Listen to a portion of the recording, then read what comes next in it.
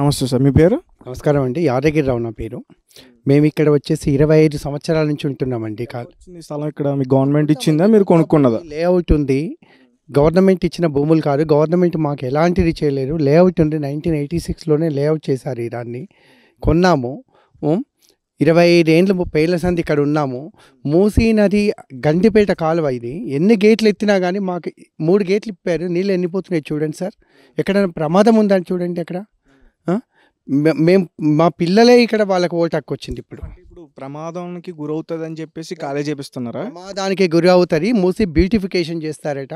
ఏం బ్యూటిఫికేషన్ చేస్తారు? ఉందని మొత్తం బ్యూటిఫికేషన్ చేయించాలి. కేసీఆర్ వచ్చిన తర్వాత 2 సార్లు శుభ్రం చేయించారు సార్ ఈ నదిని.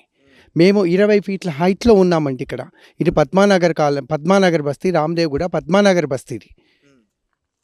25-30 ఏళ్ల సంది ఇక్కడ మేము కట్టుకొని ఉంటే కూడా ఎలాంటి ప్రమాదం జరగలేదు. ప్రమాదం రాలేదు. సంవత్సరాల నుంచి 25 ఏండ్ల నుంచి ఎలాంటి ప్రమాదం జరగలేదండి. ఇక్కడంతా బీద మధ్య తరగతి వాళ్ళు వస్తున్నారండి. నిద్ర లేకుండా బతుకుతున్నారు. ఒక్కొక్కరు నిద్ర లేకుండా. ఈ విషయం తెలిసిన దగ్గర నుంచి, తెలిసినప్పటి నుంచి ఇక్కడ ఒక అతను హార్ట్ అటాక్ వచ్చి చనిపోయాడు వెనక కాలనీలో. ఈ విషయం తెలిసిన తర్వాత 2 months క్రితం నక్క నరసింహ అని పోలీస్ డిపార్ట్మెంట్లో పనిచేస్తుంటే రిటైర్ అయ్యిండు.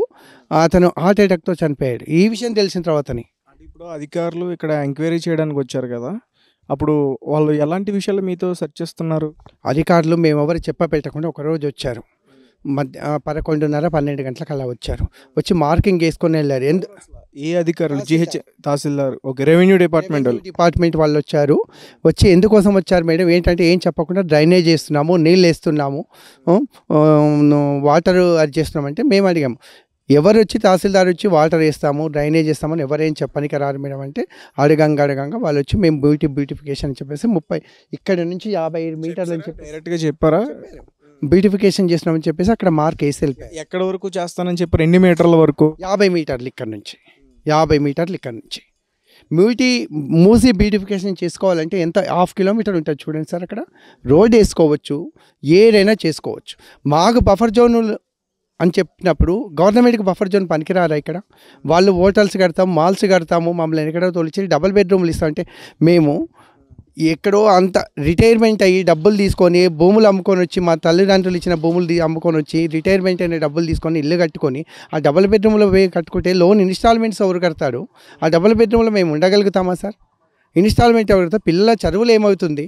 ఒక్కొక్కరు 50 లక్షలు 60 లక్షలు లోన్ ఇన్స్టాల్మెంట్స్ ఉన్నాయండి. ఇంకా కడుతున్నాము. ఇంకా 20 ఏండ్లు ఉన్నాయి. అది మొన్న తీసుకొని కట్టుకున్నాము. ఇంకా 20 ఏండ్లు ఎవరు కడతారా ఇన్స్టాల్మెంట్లని? డబుల్ బెడ్రూమ్ అంటారు. డబుల్ బెడ్రూమ్లో ఎవరు ఉంటారు?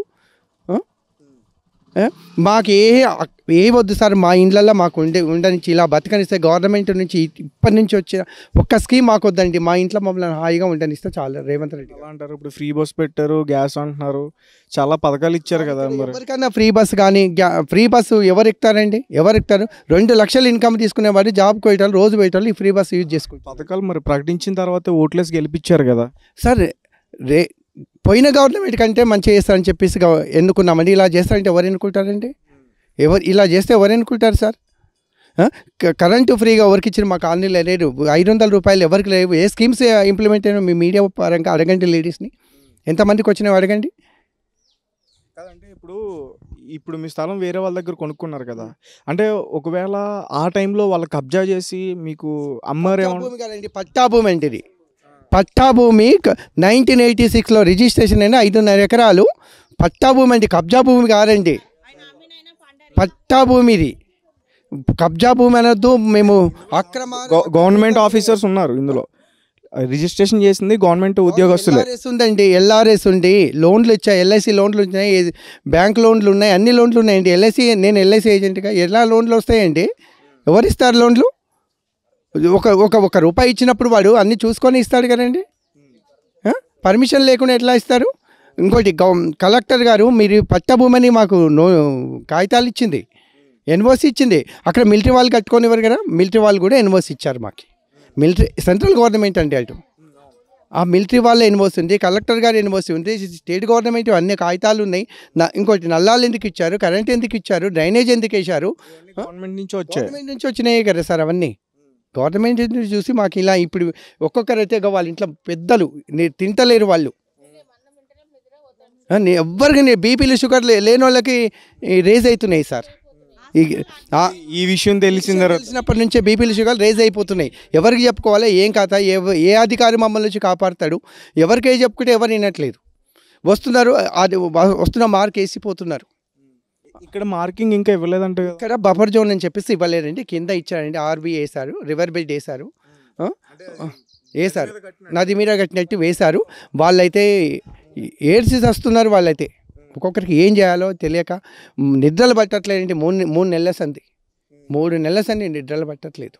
ఎవరి జాబులు బంద్ చేసి అంత పేద మధ్యతరగతి వాళ్ళు ఇళ్ళల్లో పనిచేసుకునేటోళ్ళు, గుడిమల్కాపూర్లో చిన్న చిన్న వ్యాపారాలు చేసుకునేటోళ్ళే సార్ అంతా. అది మరి ఇప్పుడు ఏం చేద్దాం అనుకుంటున్నారు? మరి మీ బస్తీ వాసులు ఏం డెసిషన్ తీసుకున్నారు ఫైనల్గా? మా బస్తీ వాసులంతా కలిసి మేము ఒకటే యూనిటీగా ఉన్నాం సార్. ఏ సమస్య వచ్చినా ఎదుర్కోవడానికి రెడీగా ఉన్నాము. మమ్మల్ని ఇక్కడ చంపి మమ్మల్ని ఇక్కడ పెట్టేసి మా మీద ఏ బ్యూటిఫికేషన్ అనేది చేసుకుని రేవంత్ రెడ్డి, అది నిర్ణయం మాది. మరి ఇక్కడికి సంబంధించిన స్థానిక నియోజకవర్గ ఎమ్మెల్యే ఎవరన్నా వచ్చారా? డిస్కషన్ చేయలే? ఎమ్మెల్యే కూడా మేము నోటీస్ లెటర్ ఇచ్చాము. కలిసారా? వెళ్ళి ఎమ్మెల్యేని కలిసాము, దారుసాలం వెళ్ళి ఎంపీ గారిని కలిసాము. రెస్పాన్స్ ఉందా? రెస్పాన్స్ ఉంది. తర్వాత ప్రజాభవన్ వెళ్ళి ప్రజాపాలనలో లెటర్ ఇచ్చాము. ప్రతి ఒక్కరికి ఇచ్చుకుంటూ వస్తున్నాం సార్. ఈరోజు హరీష్ రావు గారు కూడా హర్ష కోర్టు వెళ్ళి మెమరాండం ఇవ్వడం జరిగింది సార్. మాకు అభయం ఇచ్చాడు హరీష్ రావు గారు. నెంబర్ కూడా ఇచ్చారు, వాళ్ళ లీగల్ టీం నెంబర్ కూడా ఇచ్చారు. వాళ్ళు మాకు అభయం ఇచ్చారు సార్. అంతే. రేవంత్ రెడ్డి గారు కూడా మా బాధలను చూసి దీన్ని విరమించుకుంటాడని మేము ఆశిస్తున్నాం సార్, పెద్ద మనసుతో. ఇప్పుడు విరమించుకోవడం ఓన్లీ పర్టికులర్గా మీ రామ్దేవ్ కూడానా? కాదండి, అందరూ చాలా భయాందోళనలో ఉన్నారు హైదరాబాద్లో జనాలు మొత్తం. మూసీని డెవలప్ చెయ్యి, ఉన్న దాంట్లో డెవలప్ చేయి. చాలా పెద్ద ప్లేస్ ఉంది, ఎవరు ఇబ్బంది పడతలేము. డెవలప్ చేయి, దాన్ని సుందరీకరణ చేయి. నీకు కావాల్సినంత ప్లేస్ ఉంది ఇక్కడ. ప్రజల నెలకొట్టి డెవలప్ చేస్తారు. ఎవరికి సార్? అంటే ఇప్పుడు మీకు వేరే చోట్ల స్థలాలు ఇచ్చి మీకు అన్ని సౌకర్యాలు కల్పిస్తానని కూడా చెప్తున్నారు కదా. ఏ సౌఖ్యం వద్దు మాకు, ఏ సౌఖ్యాలు వద్దు మాకు, ఎలాంటి సార్ ఇచ్చేటివి ఏవద్దండి. ఉన్న ఇచ్చినవి తీసుకోమనండి, మాకు చాలా అంతే. లేని వాళ్ళకి ఇవ్వనండి సార్. చాలామంది ఉన్నారు సార్ లేనోళ్ళు. ఉన్నోళ్ళకి మమ్మల్ని ఎలగొట్టి ఇచ్చి ఆ డబుల్ బెడ్రూమ్లో మా లోన్లు ఎవరు కడతారు సార్? ఈఎంఐలు ఉన్నాయండి మీకు? ఈఎంఐలు ఉన్నాయి, 25-30 సంవత్సరాలు ఉన్నాయి ఒక్కొక్క ఈఎంఐ కట్టేది. ఇచ్చి మేము ఆ ఈఎంఐలు కట్టకపోతే వారిని ఎత్తి మీద పడతాడు. 3 రోజుల సంది జాబులు కోతలేము, ఈఎంఐ జీతాలు రాక ఈఎంఐలు కట్టట్లేదు. అవును, 3 రోజుల నుంచి కూడా ఇక్కడ ప్రజలందరూ తిరుగుతున్నారంట అధికారుల దగ్గరికి. మేమంతా వెళ్ళిపోయిన తర్వాత వాళ్ళు వచ్చి పోలీసులను పెట్టుకొని తిరిగి సర్వే చేసుకొని వెళ్ళిపోతున్నారు. పోలీసులు కూడా వచ్చారా? పోలీసులు కూడా వాళ్ళంబడి పోలీసు వాళ్ళు కూడా వస్తున్నారు కదా తహసీల్దార్ గారితో పాటు.